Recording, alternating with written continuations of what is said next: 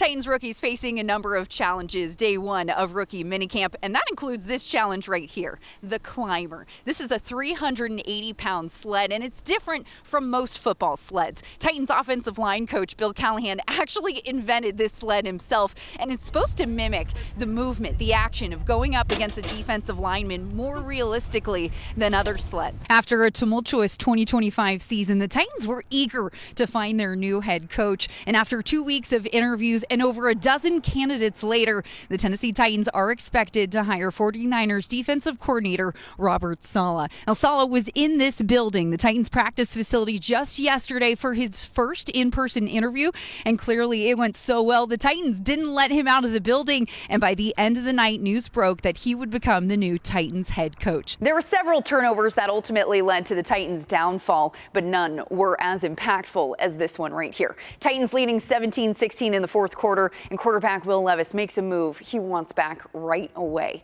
Check it out right here. Bears bring a zero pressure, and Titans essentially have no answer. You mentioned the pressure you put on quarterback Joe Burrow, knowing that he had that right calf strain. How much did that factor into your game plan? It factored in a lot. A couple of months back, nobody was viewing Ward as the top pick in the draft. What changed?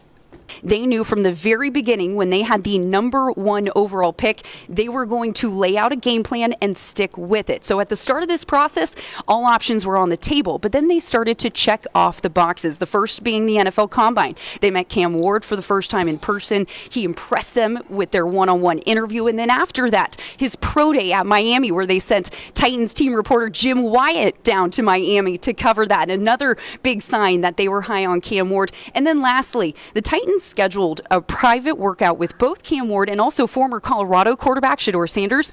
They then canceled the private workout with Sanders, kept the private workout with Cam Ward. Texans pass rush continued to grow stronger throughout the game, finished with 7 sacks on Levis. Why were they so effective up front today? It can be a variety of things. Titans only down by 2 scores, but then this happens. Jonathan Taylor takes the rock, busts through the Titans defense, and breaks off an 80-yard not in my house touchdown. You're not sneaking up on anyone anymore. You're not getting overlooked anymore. You're the number 1 overall pick in this year's draft. How do you plan on managing the expectations and the pressure that comes from not only being the number 1 pick, but also the potential franchise quarterback for this team? I don't think there's any pressure. It's never easy when you're defending the cheetah. Tyreek Hill, the fastest player in the NFL, and the Titans are going to have to figure out how to do that on Monday Night Football. Right here in their last game against the Commanders, one-on-one coverage. Hill just with a little move, able to create that separation, and he's home free. Chris, when it comes to defending the cheetah, how much cushion do you give Hill? I mean, it all depends on what coverage you're playing. The Tennessee Titans were expected to be major sellers at the NFL trade deadline, but instead leaned a little more conservatively and just made one move on Tuesday, trading linebacker Draymond Jones to the Baltimore Ravens.